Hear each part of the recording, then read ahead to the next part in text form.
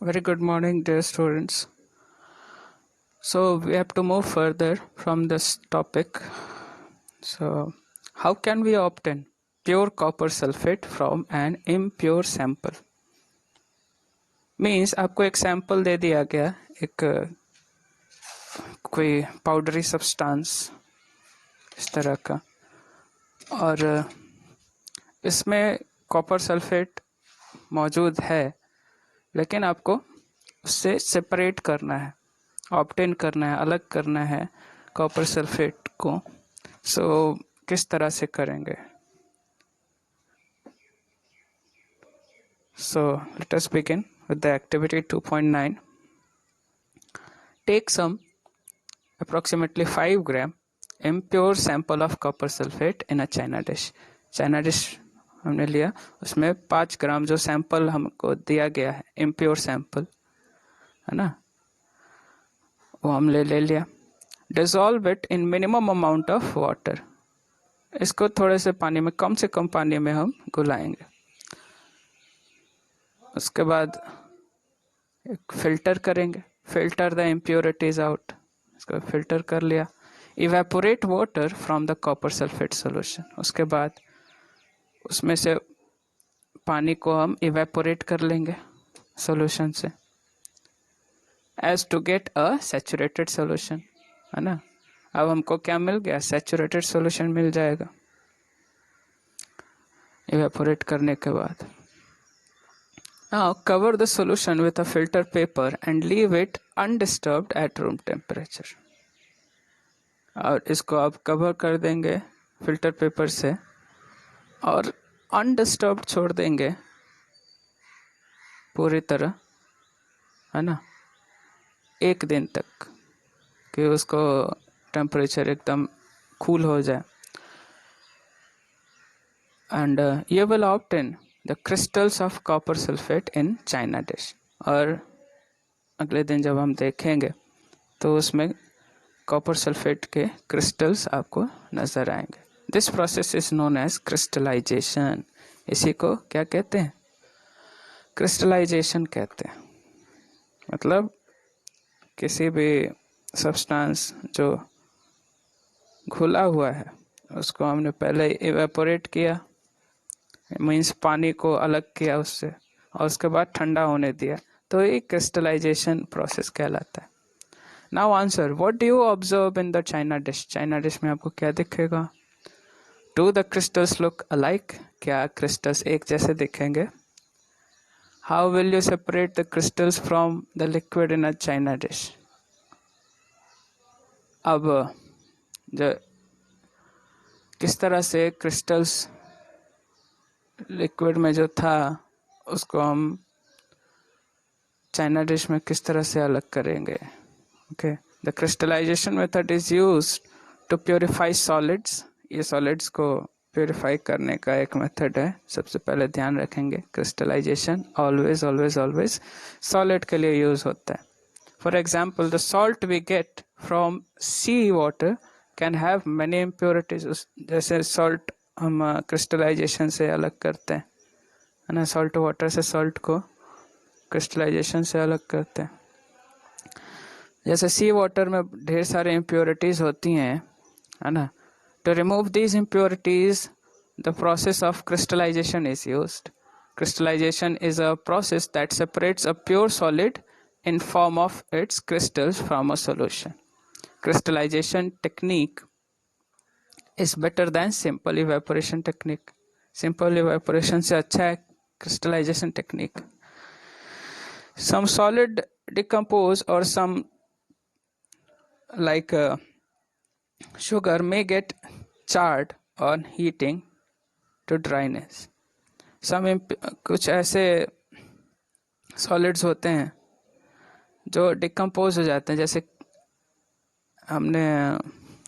जैसे चीनी का हम अगर चाशनी बनाते हैं और उसको घोल देते हैं, पानी में घोल दिया, उसके बाद हमको अलग करना है तो सबसे पहले फिल्टर कर लेते हैं, उसमें बाकी सारा चीज़ निकाल लेते हैं, उसके बाद इवेपोरेट कराते हैं। तो जो हमने पहले जो क्रिस्टल लिया था और बाद में जो क्रिस्टल हमें ऑब्टेन होता है, उन दोनों में फ़र्क होता है ना। हीट करके सुखाने पर ये इनमें थोड़ा सा अंतर आ जाता है, पहले की तरह ये नहीं होते। Some impurities may remain dissolved in the solution even after filtration. On evaporation, these contaminate the solid. कुछ impurities होती हैं जो डिसॉल्व हो गई होती हैं ये सॉल्यूशन के अंदर, है ना। फिल्ट्रेशन के बाद भी वो नहीं निकल पाएगा, और इवेपोरेशन के दौरान ये सॉलिड को कंटामिनेट कर देती है ना, और उसमें थोड़ा सा इम्प्योरिटी आ जाता है। एप्लीकेशंस, इसको कहाँ कहाँ हम यूज़ करते हैं?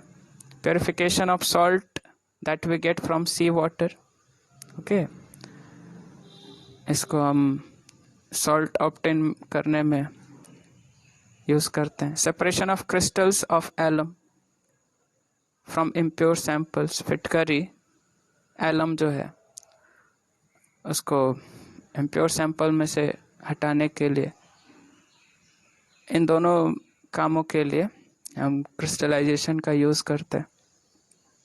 Thus, by choosing one of the above methods according to the nature of the components of mixture, we get a pure substance.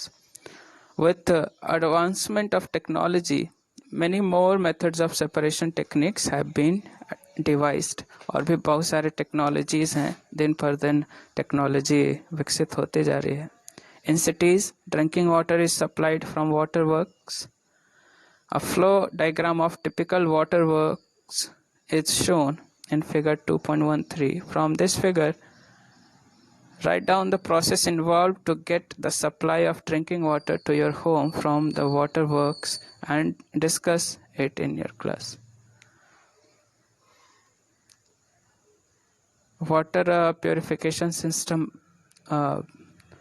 शहरों में, है ना, बड़े बड़े शहरों में किस तरह से किया जाता है, इसमें क्या टेक्नोलॉजी यूज़ किया जाता है। एक रिजर्वॉयर है ना, उस मतलब एक बड़ा सा टैंक में पानी को रिजर्व में रखा जाता है, उससे एक दूसरे टैंक में सप्लाई होता है जिसको सेडिमेंटेशन टैंक कहते हैं। उस सेडिमेंटेशन टैंक में सारे के सारे जो इम्प्योरिटीज़ हैं उनको बैठने दिया जाता है। सेडिमेंटेशन का अर्थ यही होता है ना कि जो भी क्रिस्टल्स हैं उनको अनडिस्टर्ब छोड़ दिया जाए, तो सारे क्रिस्टल्स जो इम्प्योरिटीज़ हैं वो नीचे बैठ जाएंगे। फिर लोडिंग टैंक, ये सेडिमेंट जो भी सस्पेंडेड इम्प्योरिटीज़ हैं उनको जैसे लोडिंग हमने पढ़ा था, पार्टिकल्स को भारी करते हैं, एलम में एक धागे में बांध के उसको घुमाते थे, तो जो भी पार्टिकल्स होते थे वो एलम से कंबाइन करके भारी हो जाते थे और बैठ जाते थे वो भी, है ना। इसमें भी वो टेक्नोलॉजी यूज़ किया जाता है। फिर फिल्ट्रेशन टैंक है, इसको अलग अलग चीज़ों का इसमें लेयर बिठाया जाता है। पहले ऊपर वाटर, उसके बाद महीन रेत का एक लेयर होता है, फिर ग्रेवल्स का लेयर होता है, छोटे छोटे पत्थर, बहुत महीन पत्थर, उसके बाद बड़े बड़े पत्थर का एक लेयर होता है। उसके बाद ये एक फिल्टर का काम करता है, उससे जो पानी छन के आता है उसको क्लोरिनेशन करते हैं उसका, यानी उसको क्लोरीन से ट्रीट करते हैं। जो भी माइक्रो ऑर्गेनिजम्स हैं उनमें बैक्टीरिया जैसे, उनको हम किल करते हैं। उसके बाद यहाँ से पानी हमारे घरों तक आता है। ओके,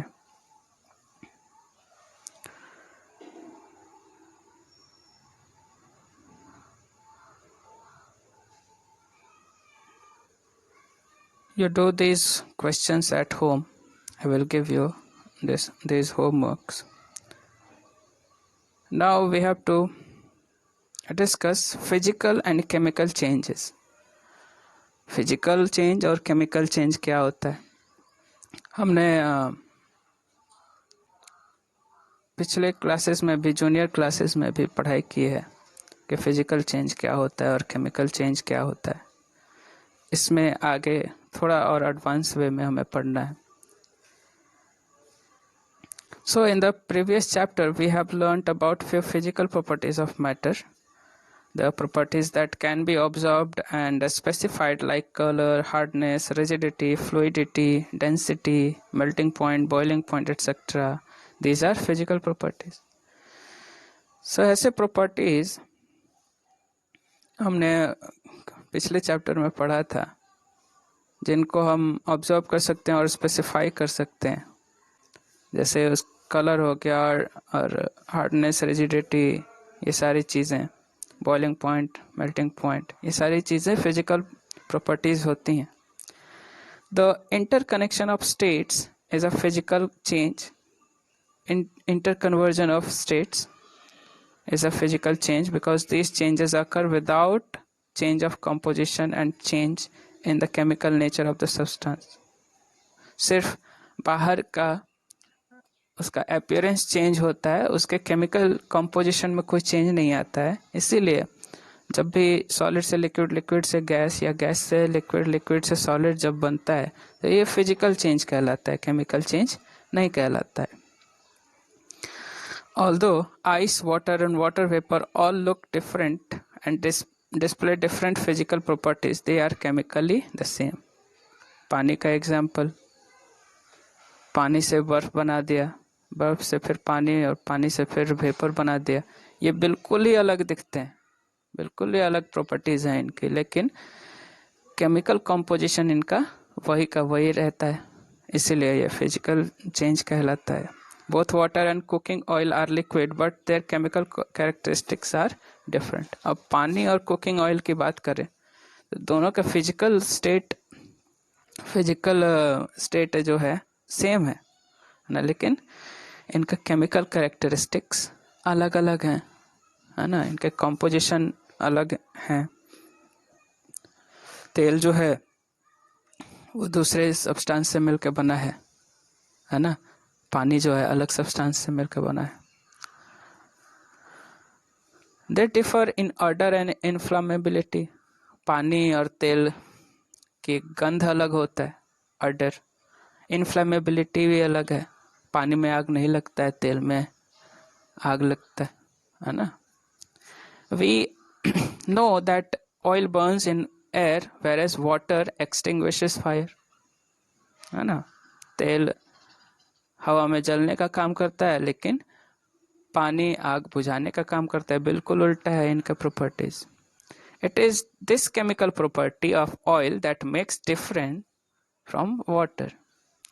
और यही प्रॉपर्टीज जो हैं, केमिकल प्रॉपर्टीज, जो वाटर को तेल से अलग बनाते हैं. नहीं तो फिजिकल प्रॉपर्टी तो सेम ही है, वो भी फ्लो करता है, पानी भी फ्लो करता है ना.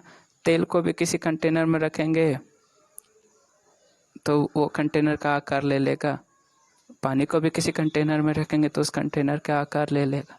लेकिन तेल आग लगाने के काम आता है और पानी आग बुझाने का काम आता है. यही फ़र्क है, यही जो डिफरेंस है, उसके कारण ये केमिकली अलग अलग है ना. केमिकल प्रॉपर्टीज इनकी अलग अलग है. Burning is a chemical change. During this process, one substance reacts with another, undergo a change in chemical composition. ये बर्निंग जो है केमिकल चेंज है. इस दौरान एक सब्सटेंस दूसरे सब्सटेंस में चेंज हो जाता है, उसके केमिकल कंपोजिशन में चेंज आता है ना. और इसके केमिकल प्रॉपर्टीज में चेंज आने के बाद एक नया सब्सटेंस हमको मिलता है ना. और ये केमिकल चेंज हमने पढ़ा था कि नया substance, new substances are formed and it is always irreversible change, है ना. ये इरिवर्सिबल हमेशा होता है. So chemical change is also called a chemical reaction. और केमिकल चेंज को केमिकल रिएक्शन भी कहते हैं. During burning of candle both physical and chemical changes takes place. एक कैंडल जब जलता है तो वहाँ फिजिकल चेंज और केमिकल चेंज दोनों होता है. कौन कौन सा वो है, आप क्या बता सकते हो? केमिकल चेंज क्या होता है? मोम जल के राख में, धुएं में बदल जाता है ना। और कुछ मोम जो है वो पिघलता है, सॉलिड से लिक्विड बनता है। तो वहाँ दोनों के दोनों चेंजेस आप देख सकते हो। यहाँ पे कुछ क्वेश्चंस हैं जिनको आपको सेपरेट करना है केमिकल और फिजिकल चेंजेस में। ओके। और कुछ प्योर सब्सटेंसेस और मिक्सचर्स के एग्जांपल भी देने।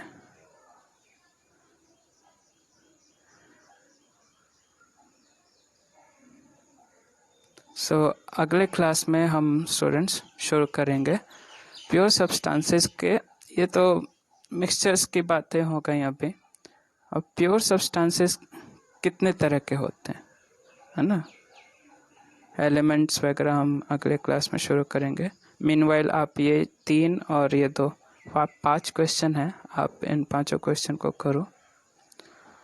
अगले क्लास में हम लोग शुरू करेंगे what are the types of pure substances, है ना।